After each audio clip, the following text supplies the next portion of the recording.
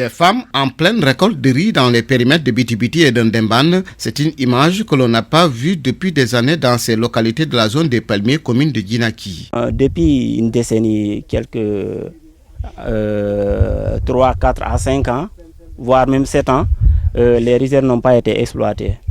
Et cela est dû à la divagation des animaux et surtout les bœufs.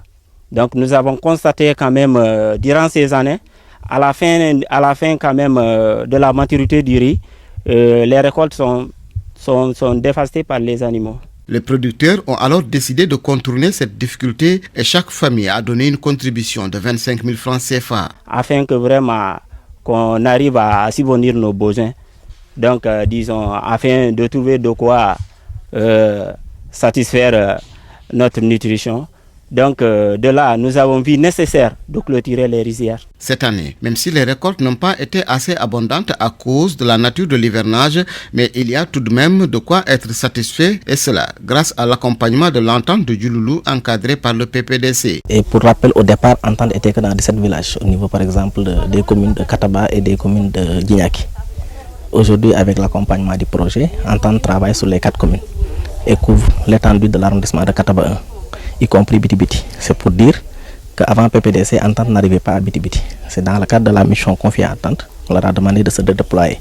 Et ce trajet se suffit en partie pour toucher des zones qui sont en fait d'habitude peu impactées par les services de l'État. C'est des zones très enclavées, c'est des zones qui vivent d'autres réalités. On a voulu en fait, promouvoir cette communication par les pairs, où Entente a eu à travailler, à toucher ces communautés. Pour le PPDC, il faut capitaliser les acquis et aller plus loin.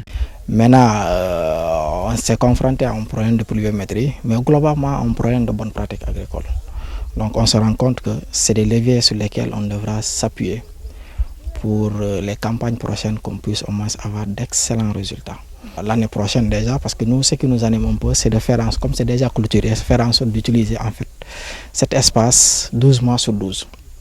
Donc on va aller vers d'autres partenaires, on va rédiger certainement des projets qui vont nous permettre en tout cas une mise en eau de tous les 39 hectares. L'autre motif de satisfaction, c'est la capacité que l'entente de Djouloulou a de mobiliser et encadrer les producteurs même sans l'accompagnement d'un programme ou d'un projet.